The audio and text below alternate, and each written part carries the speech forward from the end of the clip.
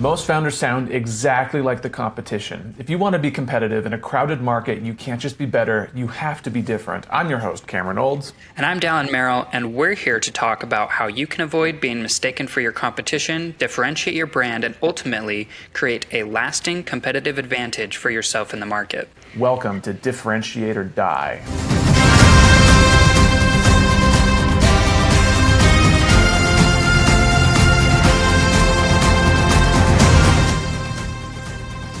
This episode of Differentiate or Die is brought to you by MessageOS. And by brought to you by, we mean written by. If your team describes your product 10 different ways, your product is no longer differentiated. It's confusing, and so are your customers. MessageOS helps big teams keep every sales deck, social caption, and support reply on message and on brand. Clear, consistent, differentiated. Every time someone talks about you. See how it works at protagonistcomms.co. Hey, has it been easy for you to create all these new web pages for Protagonist that you've been doing? Easier than I thought. Yes. Okay. But it is definitely it's not super intuitive, and I feel like it's only easy because the template's already been made for me. And so I can just duplicate the page and make some minor edits. If I was going to do it from scratch, I feel like it would be a little bit more difficult. Yeah, okay. I'm going to just give it. Who do you think we were talking about today? Figma again. No, not Figma. I wanted to. This was the real-time pivot. We were going to talk about Figma, but I pivoted somewhere else. So it's not Figma. Webflow? Webflow and? Shopify? No. Starts with an F. But it's not Figma. It starts with an F? Mm-hmm. I've only heard about them a little bit until I was thinking about doing an episode on them. So I would be really surprised if you had heard of these guys before. You're going to have to help me out. Framer. We're looking at Webflow and Framer. So as a disclaimer, when we were building our new website for Protagonist, I had been seeing a lot of content on YouTube from Webflow, which is our current host. Or website, whatever it is. And they were talking about how easy it was to, there was no code site building was the thing, and that was what they were doing. So we ultimately went with Webflow. But Daryl, as you saw last night with Figma sites, which is what we're kind of playing around with right now, there might be easier ways to create websites than Webflow, because Webflow, you still have to understand div blocks and traditional web formatting. You might as well have to go learn how to do WordPress before you're really ready to come in and actually get to use Webflow, But Framer might be a little easier. So, are you ready? Which one should we dive into? Let's dive into Webflow first, because I think that'll be an interesting place to start. So if we go to webflow.com, scroll up to the top. This is what we see. Where creativity drives performance. With Webflow's AI native platform, marketing teams can build, manage, and optimize dynamic web experiences that drive real business results. What do you think? Stinks. Be a diagnostician, Daryl. Diagnose Cameron, it. Why does it suck? I think you should have just told me the H1s of the two companies and asked me. Because I would have no idea who this was talking about. I wouldn't even know that they're a website company. Right.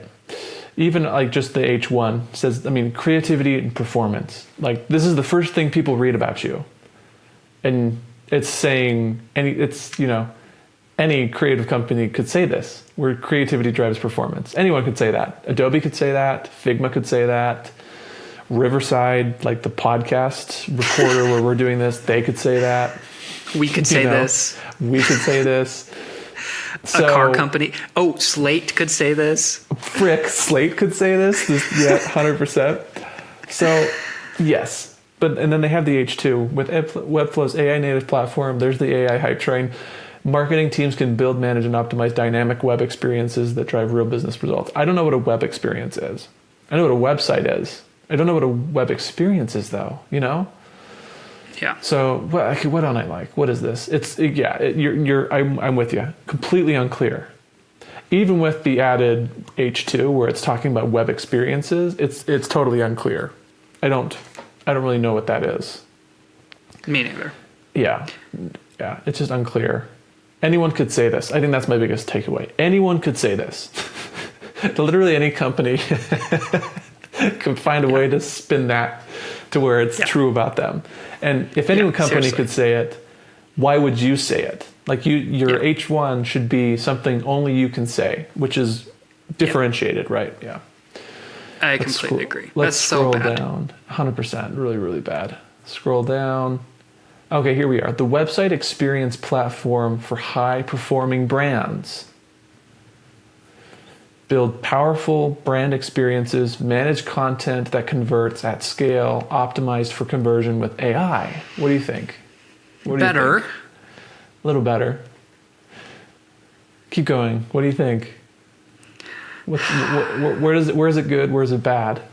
Yeah. I hate the AI stuff, but whatever. It's fine. The website experience I liked. The website experience platform is the part that I liked better.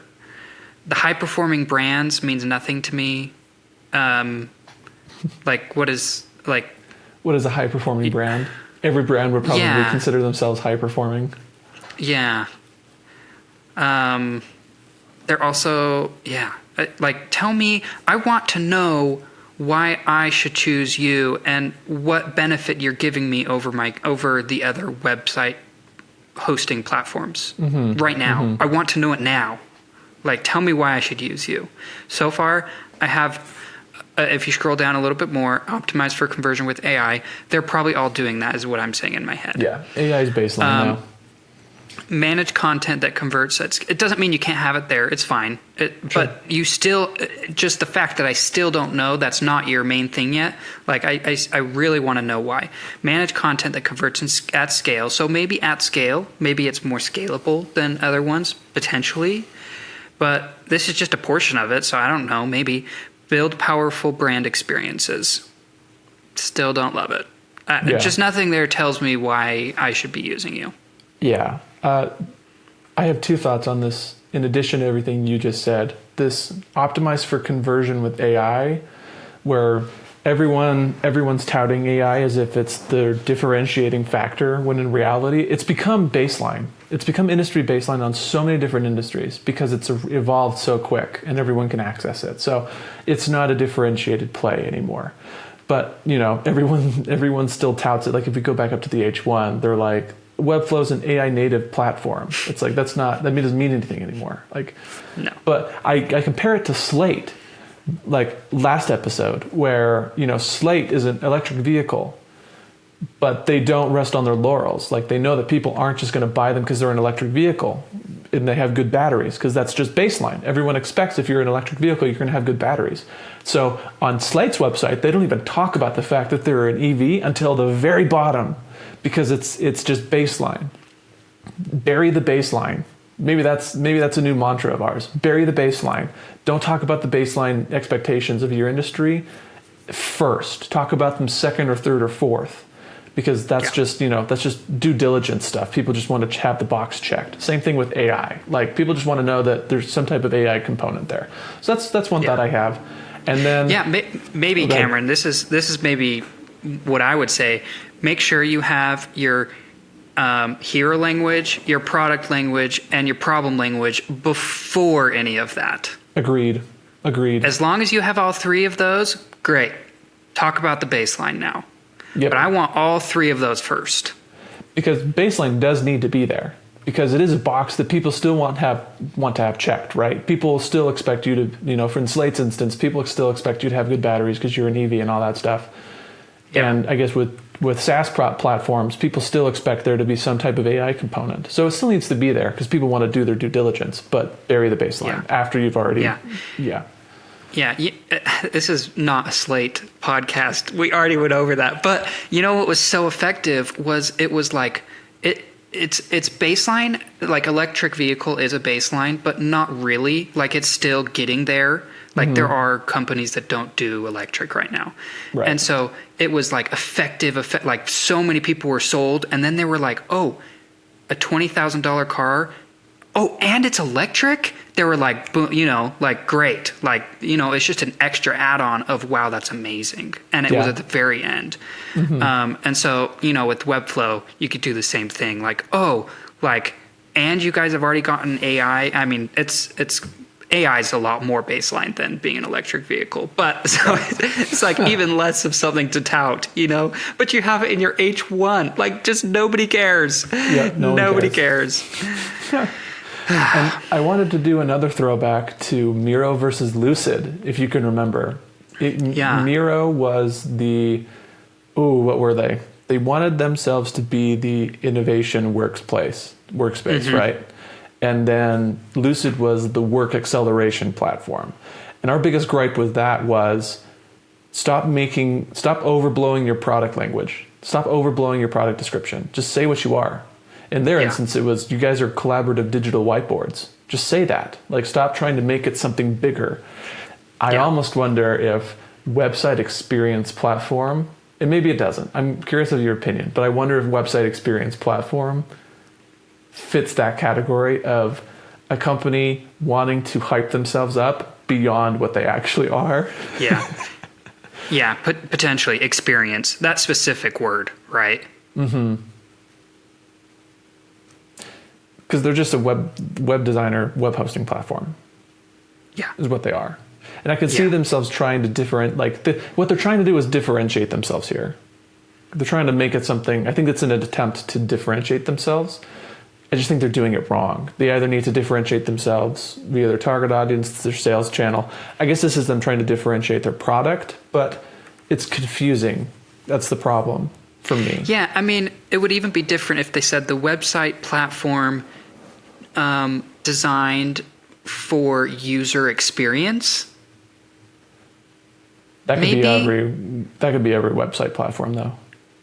I know, but you could take it. I don't know. Somehow make the word experience more clear in a way to show that it's differentiated. Like, tell me, explain to me what you mean by experience as a differentiated factor somehow.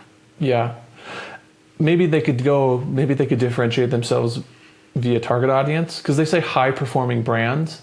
If they could just clarify what that means a little more, maybe that's Fortune 500 companies.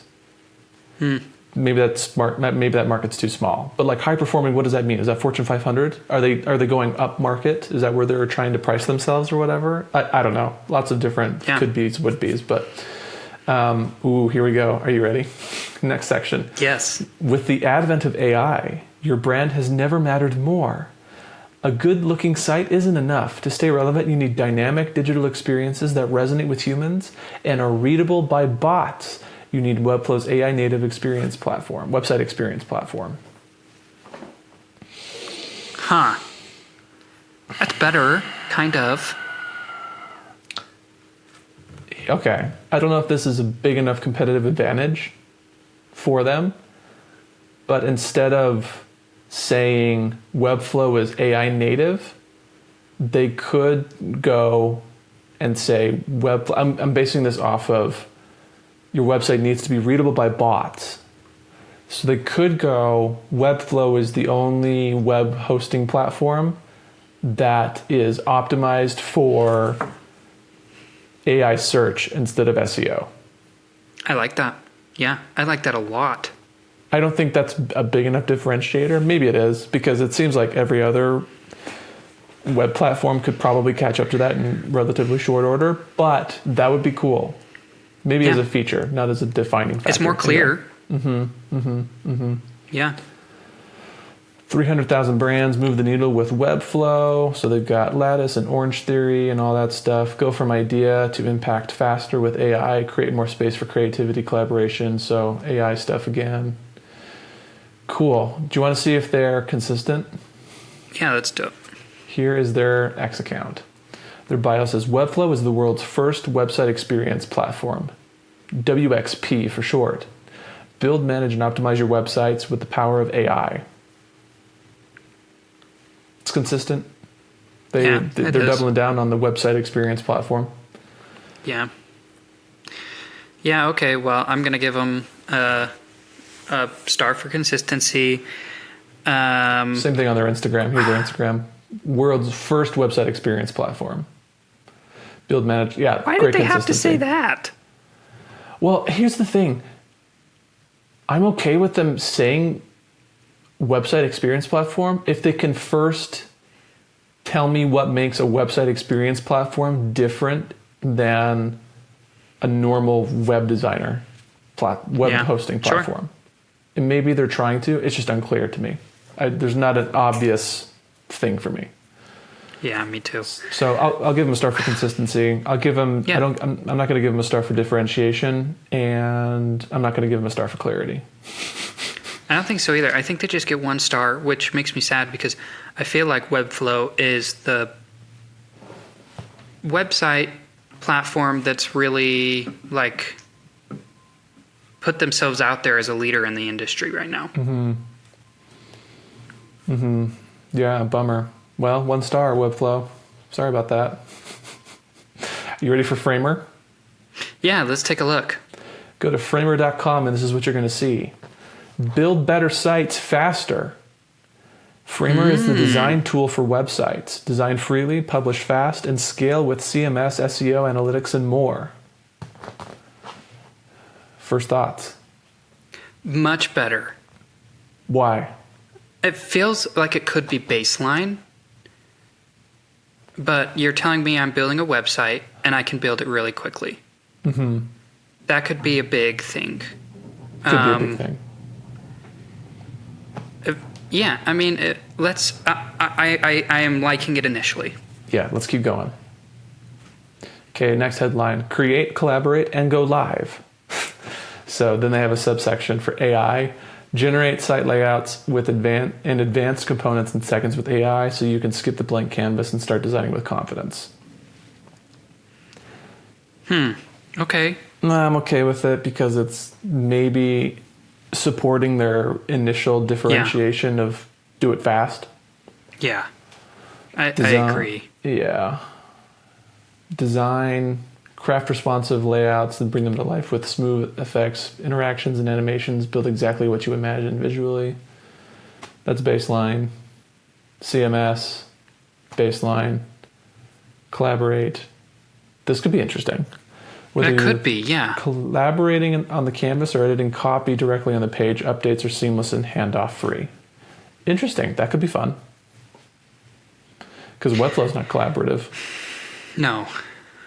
Yeah, no. I'm not ready yet to pass judgment, but I am like partially impressed and partially am wanting more. Me too. Let's see. Scale without switching tools is the next section. Analytics and insight, A/B testing and optimization, SEO performance. The next section, powering ambitious teams worldwide, whatever. Go get pro help from handpicked experts, whatever. Launch faster with community resources, whatever. Okay, I think this is the last section. Design bold, launch fast. Cameron, I hate it. I don't like it anymore. They do It double started down on launch good. fast. At the end. But launch fast, but they do say it up at the top. They do sandwich They've it. got to say it all throughout, right? That's true. If that's their differentiated factor, they've got to tell me over and over and over that that's what it is. And go down a little bit. You got to tell me why AI helps me do that. You got to tell me how I can do my design faster, my CMS. You've got to continuously reinforce that differentiated factor throughout. Agreed. Before I pass judgment, I want to see their other channels. Okay. Here is their Instagram. The pro website builder loved by designers. Down. Yeah. Not consistent. Oh, dang it. Why don't I love it? What's wrong with it? One, Because they it's don't not say consistent. that loved by designers is nowhere on their website.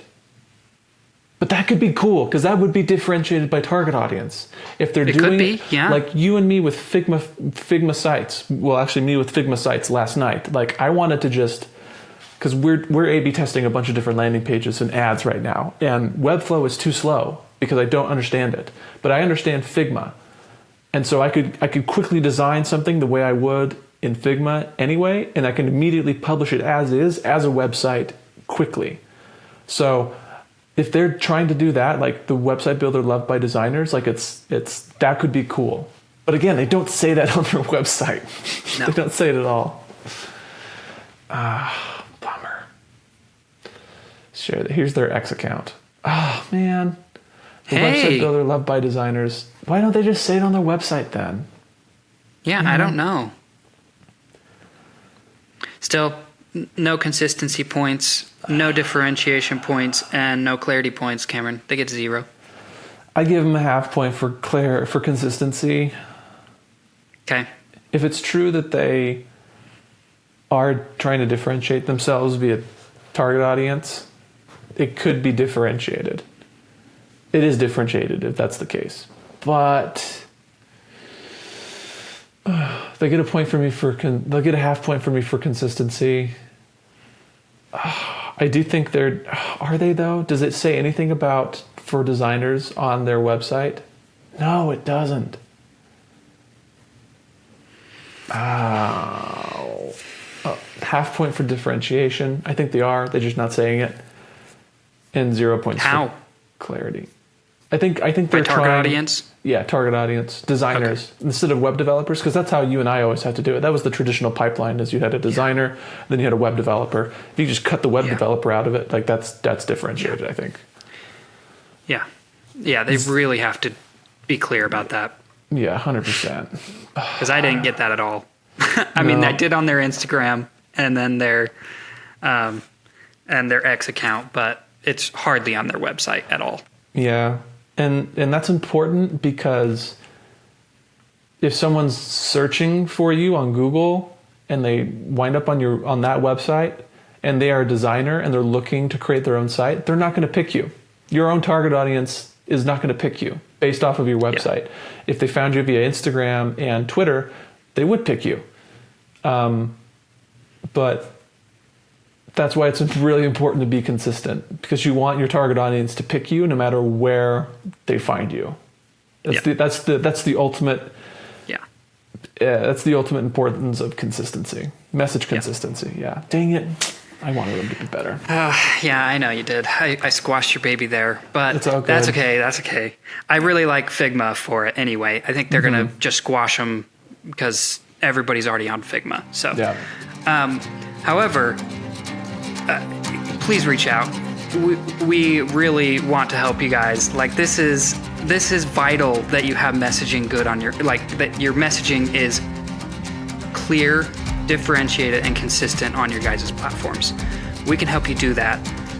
It'll take your website from being something that people get on and leave. It'll improve your click-through rates. Seriously, like this is a game changer. So reach out to us at protagonistcomms.co. We will audit your message, we will clarify it, and then we'll help you make it consistent through MessageOS. Peace.